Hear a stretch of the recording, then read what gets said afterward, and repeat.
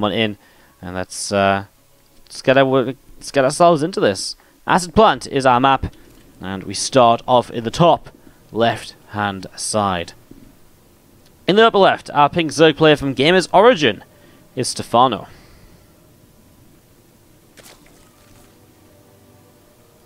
And down the bottom right-hand side, the blue Protoss player from XED Sports, it's Geralt.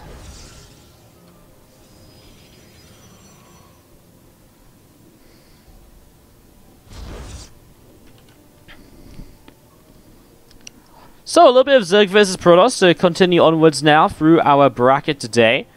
It's always good to be able to keep ourselves moving on through the bracket, always nice, and yeah, we've actually been making pretty good progress. We haven't really had much downtime. We've had pretty consistent games. We've pretty much kept ourselves in the top side of the bracket, which I think is fine as well. There's been some good games on this top side of the bracket, so I like just sticking up here. There's been stacked with players. The winner of this will go up against the winner of Clem's section of the bracket for a qualifying position. So that's Clem, Fear, and Shino. Oh no, Clem, Fear, and Ziggy. Fear versus Ziggy. Winner plays Clem. Then the winner will play the winner of this series between Stephano and Geralt. Now, obviously, pretty much everyone should know who Stephano is. I don't think I have to explain much about him. If you don't know who Stephano is, you're probably very new to StarCraft 2, in which case you probably don't know many players, which isn't meant as an insult or anything. It's just Stephano is one of the most well-known foreign players of all time. So I will talk a little bit about Geralt because he is a Protoss player who you might not have heard of as much in terms of what's going on. Depends on what you watch in terms of StarCraft. If you're someone who really only follows WCS and a lot of the larger leagues, you probably haven't heard of Geralt because he hasn't really had a lot of breakthrough performances. He hasn't had a big run offline or anything like that. And coming from Poland, it's not like he had a big chance to show himself in Nation Wars because there's already a very strong Polish team on Nation Wars. So, yeah. He is a Protoss player. He is very high up in GM, very competitive, and he's one of the players I feel who is on the on the verge of breaking through into Challenger League and that sort of position, in that sort of kind of placement. So, yeah. So, yeah, he's definitely one to watch out for, and I wouldn't be surprised if he put up a very good fight against Stephano, if not even taking a map or so along the way. Not starting until we get the name of that song. Yeah, that song's really annoying me. It's not Sandstorm, guys. Come on. I clearly sung it. It's not Sandstorm. My singing wasn't that bad that you think it's Sandstorm. Come on. Aye. That's gonna bother me now. Hot Ride the Prodigy? I don't think so.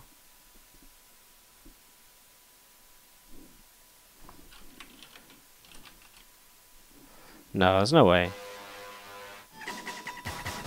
No. It's like techno something. It's like disco. Anyways, it doesn't matter. The song really doesn't matter.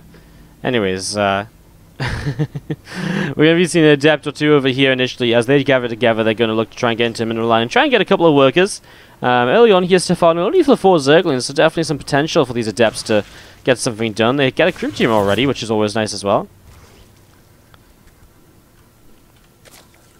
Special D, come with me. That does sound like it might be it. I'm not going to lie. That does sound like it might be it, but right now we have these couple of lings in the middle line.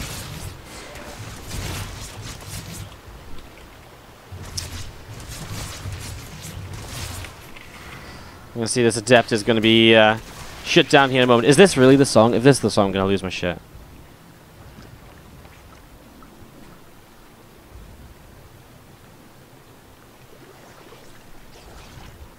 Ah, I can't hear it. Fuck. I looked up on my laptop and I can't hear it.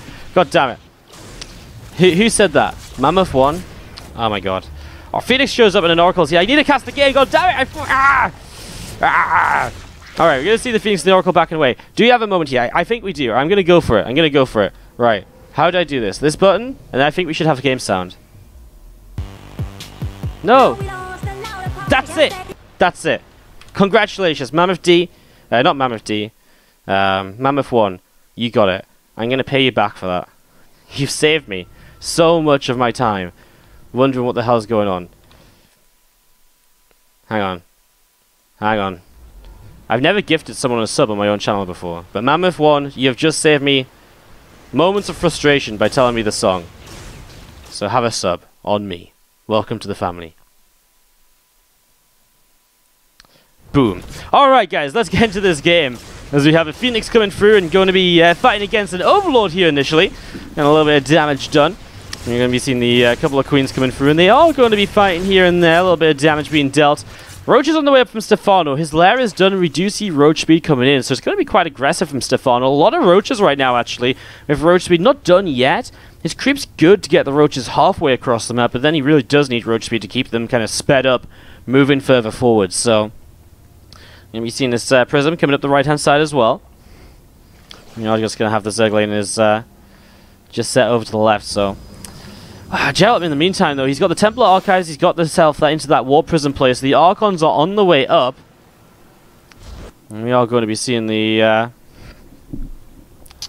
Archons jumping in. As a few Roaches arrive on the other side of the map, I mean, there's nothing really here to defend. In fact, there's nothing here to defend at all. And there's a lot of Roaches as well, so Stephano continue to just spam pure Roaches, breaks through the natural. I mean, a Pylon would be a great target. He's going to recall himself the Archons, right? I mean, there's nothing else he could be recalling. The Prism takes a lot of damage in the meantime. Oh man, I mean, even if these Archons drop out, there's going to be a lot of probes going down here. These probes are taking some mega damage at the moment. As we're going to be seeing some of these Roaches going to hop up in towards the high ground. I'm just going to be seeing these couple of Archons fighting away against those Roaches right now. And they are going to be... well, Roaches are actually going to be able to get taken down. So the Roaches fall, but good damage dealt. And obviously the issue is there's so many more Roaches coming across the map. This was just the first wave of Roaches. Cancels that warp in as well. This third Nexus is in a lot of trouble. The Oracle is going to come on over to this side. It is going to start working its way through some of these Roaches. Phoenix here as well. Another couple of Archons looking to see what else is going on here. And we are just going to be seeing the Roaches though. There's just so many of them. And Geralt wasn't really prepared for this initially.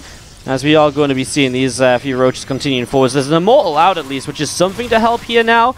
Obviously still has the two Archons, but the supply block is really hurting. Geralt just isn't able to get out as much as he would like to, because there's just so much going wrong with how much these Roaches have done.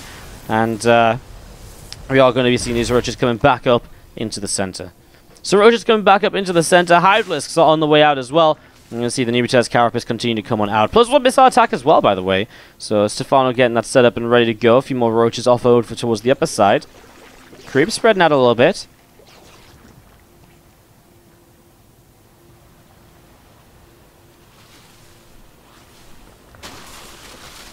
Roaches continue to fight away against those rocks.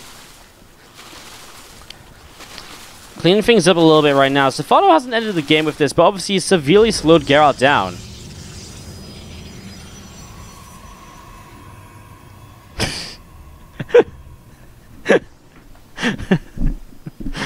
Yes, I said Mammoth D.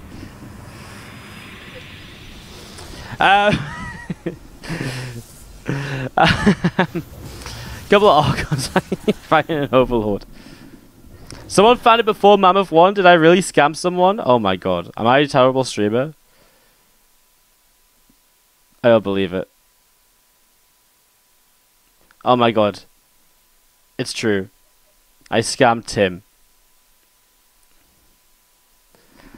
Oh my god. Now I'm going to have to give out 2 sub-gifts. I fucked up. Alright, well, as this continues... as War Prism is coming along as well here, and, well, Geralt has stabilized in the game. You know, Geralt's at this position now where he's been able to stick around. He just about survived, but Stephano has had the freedom to do what he wants. You know, Geralt, yes, he gets up in towards the third base. Yes, he gets set up here, and yes, he's going to be able to, you know, have an army, but can he survive against Stephano's onslaught? Well, Stephano coming in from 2 angles at the moment, a couple of sentries, good force fields, but Stephano just kites away, and he so easily is able to keep things alive here on this right-hand side, and his army is just getting larger and scarier. Lurking down on the way down, I do have to say I like the introduction of these disruptors. The idea of coming in towards disruptors right now is something which I really do think is a good way for him to kind of get back in the game. In a game where the game really went badly initially, the disruptors are that sort of, oh my god, miracle shot factor that he might need just to kind of get the momentum back on his side a little bit. 4 face to the left-hand side, that's going to fall. Stephano has a lot of units there, although he won't be able to push on the right. He'll have to keep on backing away once again from those Archons and Immortals. Again, Geralt just means he will lose this side of the fight. going to be seeing these units here from Stephano continue to come around, and we are going to be having the lurker den about to finish up. And Stephano doesn't really want a big fight until he gets there. Oh my god, those disruptors are caught! That's a big pick off from Stephano. War Prism, though, saves one of them. There's an Immortal in there as well, so he couldn't save both. And we are going to be seeing the,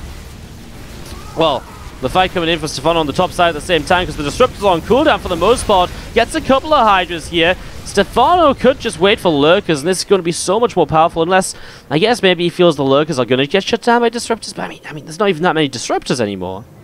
There's not even disruptors anymore. As we're going to be seeing these few Hydras continue to set up in the center. Plus 2 missiles on the way, a few dropper lords on the way for Stephano too. Going to try and mix things up a little bit. And we've got to remember that while Stephano did good damage early, he was very committed with those roaches. I definitely felt like he did enough to get far enough ahead, and you know, I still think he is. I mean, he forced disruptors out here. There's only one Immortal, there's only one Archon. I mean, if you look at the armies, Stephano's army is amazing. Now there's 4 disruptors, and the 4 disruptors are still that kind of factor which could do anything in this game. They go off on a couple of Zerglings, it's not going to be anything.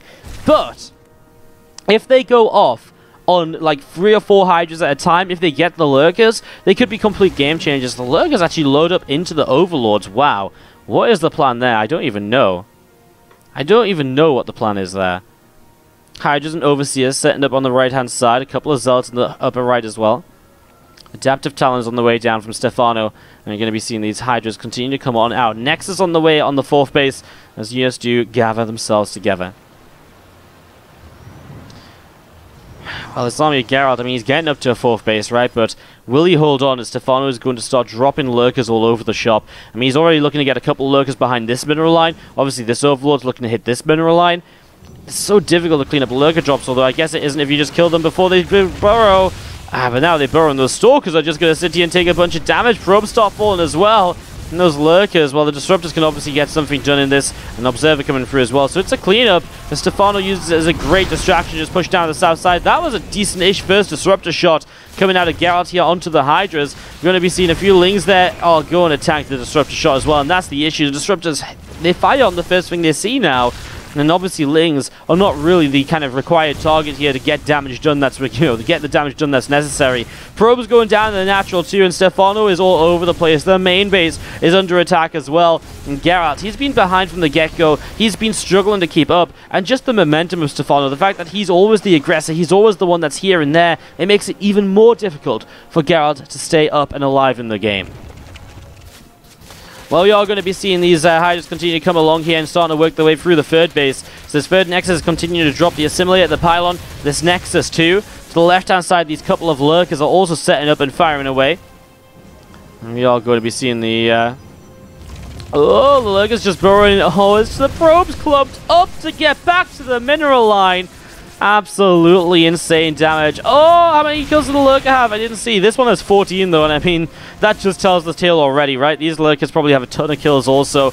And Stephano just keeps on breaking through. From the aggressive opening, he's done enough to stay ahead in the game. And Stephano pulling back now, as we are going to be seeing the couple of Lurkers still just split up. This one with 15 kills as well. And we really are at this sort of point where, I mean, Stephano is just in complete control. He just needs to find a bigger fight to kind of finish things off. And at this point, I think Geralt has to already be thinking a little bit about what's going to happen in game number 2. What is he going to change up? How is he going to deal with those roaches if Stephano tries to play the same way once again? He's still going to find those disruptor shots here and there, but again, I think he needs more than a miracle at the moment to save himself from this. As we see right now, Lings are forcing friendly fire from disruptors, and that's GG, well played. Stephano takes game 1 of the series. And let's jump in game. To the bottom right-hand side, our pink Zerg player is Stephano. I don't know why I said that with such vitality. Stephano! Wow! Who knew? It's Stephano! Whoa! Woo! Whoa!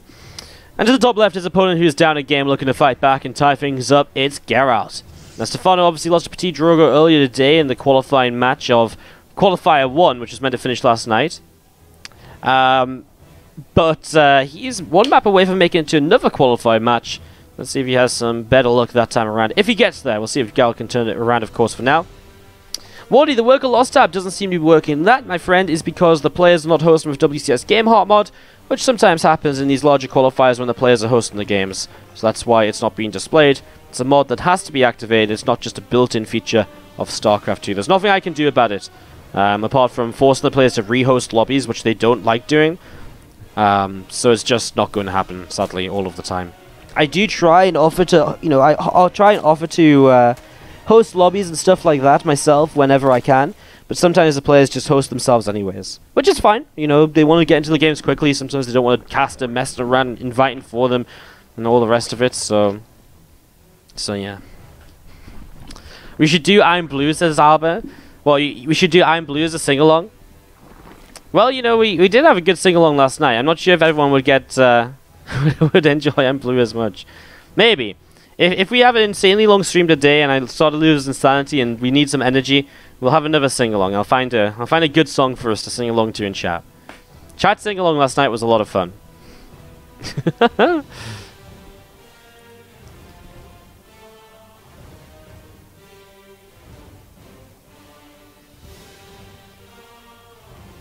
There's a dubstep song I literally heard once back in 2011 that you still can't stop looking for every now and then, says Effects Epoxy. That's the worst. Oh, just sing it, dude. Just sing it to me. And sing it to me, I've got it. You can do dubstep.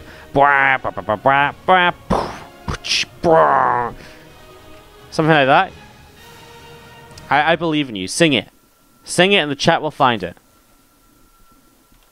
Sing it and the chat will find it. Yeah, I know that's the right... Guys, you can stop linking me the song. I know what the song is. I found it. I have the link. Chill out, guys. Chill out, guys. It's going to be okay. We're going to play it in the break. It's going to be good. It's going to be fun. It's going to be awesome. Trust me. The song I just played was Nena. It was like Nena Nur... Nurgetraumt. Nurgetraumt by Nena. My German accent is so good, I know. Well, Overlord here, just checking around. Sees the Twilight Council early, so that's good information for Stephano. Knows it's not Stargate opener in the early stages, and that's now a Robo facility coming down. We've probably a Dark Shrine to follow up in the next few moments. The Archon's going to be kind of part of this build, most likely here in the next couple of moments.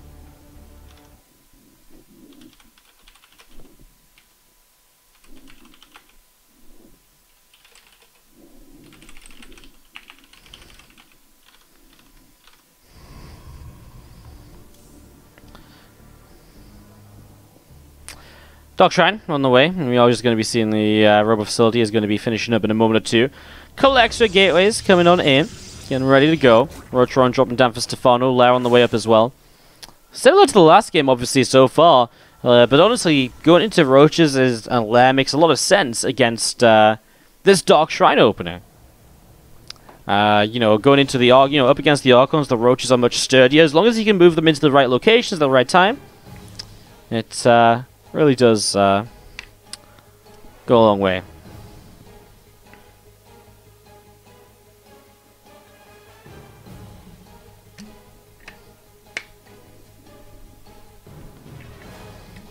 Can't time me out for speaking German when I'm showing them a German song. Ay, ay, ay. God damn it, Port. Anyways, we set up and we get ready to see how these Roaches are going to do this time around, because the Warp Prism is on its way. It's actually a second Warp Prism. The first Prism's coming down the left side. Stephano has Spore Crawlers in location, so as long as he has his Roaches nearby, he even has an Overseer, right? So even losing a Spore wouldn't be too bad for him here.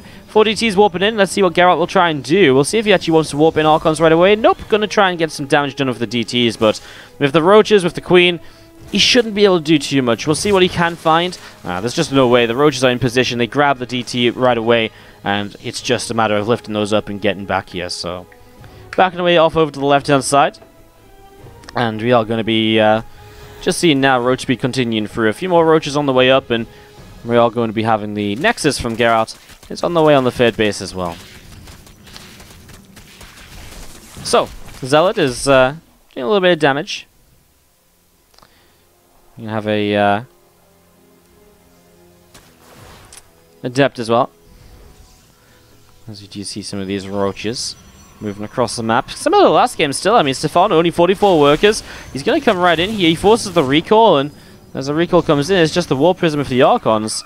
He doesn't get a massive amount done this time. Last time he definitely got a few workers right from the get-go. I'm just going to be seeing one of these pylons Picked off here. Stephano not doing much, but he's just going to be backing away. The power of the roach speed allows him to do this. And you see the Archons are trying to catch him. 4 DTs, by the way, are going to morph into 2 more Archons. The idea is to have the double prism on 2 sides of the map. Archons in both locations just doing as much as they can. A couple more Archons on the way up. The charge on the way as well. And the Immortal also on the way out for Geralt here.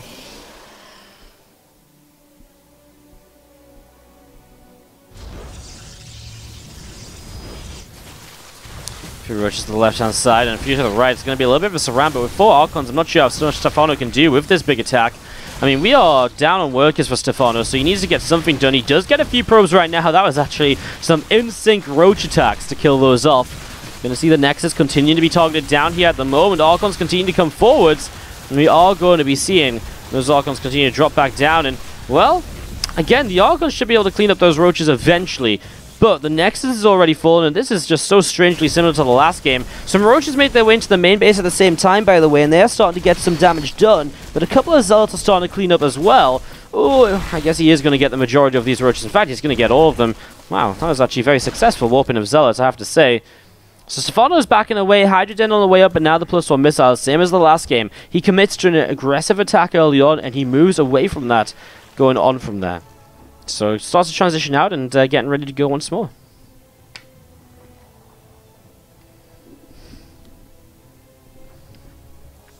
And we've seen the Hydraless Den is getting a Groove Spines upgrade right away. Definitely better defensively, although aggressively it means the Hydras can't get across the map as quickly. Although with creep spread like this, that might not be as much of an issue. That said, Stephano might not want to attack here right away either, as we do have the 2 War Prisms all the way over to the right. They're going to be moving forwards and down. Going to try and get ready to attack in the next couple of moments. First Prism takes some damage. I mean, if you kill a Prism one, then 2 of these Archons, I guess odd stranded, right? Because you can micro 2 of the Archons back and then the other 2 come along. Just going to lift them up for now. Roaches are back across the map though, and again, the Archons aren't here, and that's a lot of what the, it's a lot of the army that exists right now. These High Templar do not have Storm just yet, and so they are in some trouble. The Archons, they did come back home, and dropping down there, he saves 2 of the 3 High Templar of the War Prism play, but it's another it's another cancel on that Nexus, and that Nexus still not coming up on the 3rd base, and as that Nexus continues to just be sat there, non-existent, it's putting Stephano further and further ahead moving forwards, and Geralt is really struggling against this style of Stephano right now. He is really just not finding a way to come up with an answer here, and that hurts him at the moment. It really hurts him here at the moment. So Geralt, what can he do? I mean, is he just going to push forwards? He's going to try. He does have Storm, but Stephano's so well spread already. Obviously, this game he didn't go in towards those Disruptors as a follow-up. First Storm really doesn't do much at all. A couple of Hydras inside of it. And now those High Templar getting targeted with energy left on them. That's not how this should be going. And moving forward, Stephano is going to get rid of pretty much everything. That last Storm was great. There is a couple of DTs here that Stephano doesn't see. And that's Stephano's biggest issue, but Geralt knows it's not going to be enough. GG, well played, good luck.